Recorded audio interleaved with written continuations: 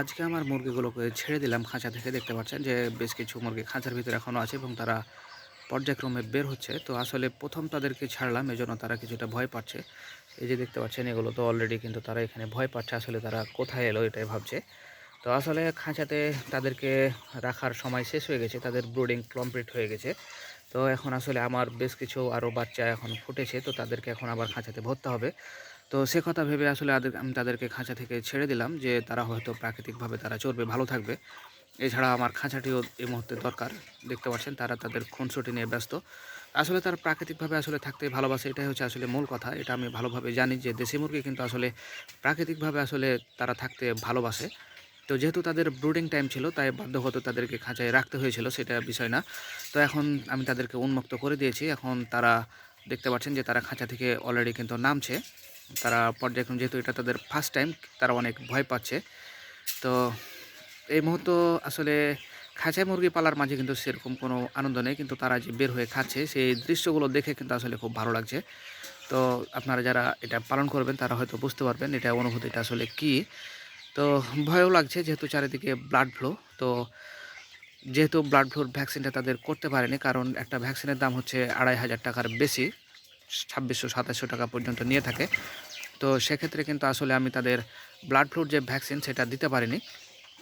তো এর জন্য কিন্তু আমি আসলে একটু চিন্তিত আছি, কিন্তু তারপরও যাক, যা হবে হবে, আল্লাহর উপর ভরসা করে আমি ছেড়ে দিলাম। এখন পরবর্তীতে যা হবে হবে। কিন্তু যেহেতু আমার দরকার তাদেরকে এখন মুক্ত করা, এই জন্য আমি তাদের মুক্ত করে দিলাম। এখন বাকিটা আল্লাহর ইচ্ছা, আল্লাহ যে হালে তাদেরকে রাখবে সেভাবে থাকবে। খাওয়া-দাওয়া দেখতে পাচ্ছেন যে তাদেরকে ২ টা পাত্রে আমি খাওয়া-দাওয়া দিয়ে দিয়েছি। খাওয়া-দাওয়ার কোনো সমস্যা নেই। আমার সমস্যা হচ্ছে যে তাদেরকে জায়গা থেকে ছাড়তে হবে এবং তারা প্রাকৃতিকভাবে এখন বড় হবে। তারা, আল্লাহ যদি তাদের হায়াতে রাখে, তারা আর কিছু দিন যদি তারা বড় হয়, তাহলে আমি তাদেরকে বিক্রি করে দেব। কারণ তারা প্রায় ৪০০ গ্রামের বেশি হয়ে গেছে। আমি আধা কেজি প্লাস হলে তাদেরকে ছেড়ে দেব। কারণ আমার জায়গার সংকট। এ কারণে আমি তাদেরকে বিক্রি করে দেব। তো এখন ঘটনাটা হচ্ছে যে উপরে কিন্তু যে মুরগিগুলো রয়েছে সেগুলো কিন্তু উপরে থাকে, দেখতে পাচ্ছেন, সেগুলো কিন্তু আরও বড়। তো আমি তাদেরকেও ছাড়বো। তো এখন ঘটনাটা হচ্ছে যে যেহেতু ছোটোগুলো খাচ্ছে, তো আমি তাদের খাওয়া-দাওয়া হয়ে গেলেই কিন্তু আমি তাদেরকে ছাড়বো।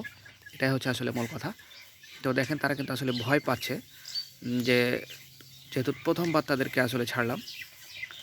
তো যাক, সেটা কোনো ব্যাপার না। এখন তাদের সাথে একটু সময় দিতে হবে, কারণ তারা তো প্রাকৃতিক যে পরিবেশগুলো সেগুলো সঠিকভাবে চিনে না, বা হয়তো বাড়িতে কোনো বিড়াল-টিড়াল ঢুকতে পারে। তো যেহেতু বড় হয়ে গেছে, তারপরও বলা যাবে না। বিড়াল তো শিকারী। তো সেক্ষেত্রে আক্রমণ করতে পারে। এক্ষেত্রে প্রাথমিকভাবে তাদেরকে একটু সময় দিতে হবে। এটা হচ্ছে আসলে মূল কথা। তো এদিকে দেখতে পাচ্ছেন এ ভয়ে কিন্তু এখানে উঠে গেছে, এবং দেখতে পাচ্ছেন সে যে আসলে ভয় পাচ্ছে, এটা হচ্ছে আসলে মূল কথাটা। তো যেহেতু নতুন একটা পরিবেশ, এটা হতে পারে। দেখেন আসলে এই যে দেখেন, এই মুরগিটা আসলে দেখেন প্রাকৃতিকভাবে তারা মাটি খাচ্ছে। এটাই হচ্ছে আসলে মূল ফ্যাক্টর, যে তারা কিন্তু মাটি খাচ্ছে। এটা কিন্তু আসলে খাঁচাতে তারা পাবে না। আমি জানি যে আসলে প্রাকৃতিক যে সকল উপাদানগুলো, এটা কোনোভাবে সম্ভব না। তা আমি এখন দেখতে পাচ্ছি তারা আসলে যে মাটিগুলো আছে সেগুলো তারা ঠোকরাচ্ছে। তো সেক্ষেত্রে কিন্তু অবশ্যই আসলে তারা তাদের যে শরীরের চাহিদা সেটা তারা পূরণ করছে। আর দেশি মুরগি আসলে প্রাকৃতিকভাবেই সুন্দর। দেখতে পাচ্ছেন তারা মাটিতে কীরকম খুনসুটি করছে। এই যে দেখেন তারা পর্যায়ক্রমে কিন্তু খাঁচা থেকে নামছে এবং তারা কিন্তু বের হচ্ছে। তো খুব ভালো লাগছে আসলে মুহূর্তটি দেখতে।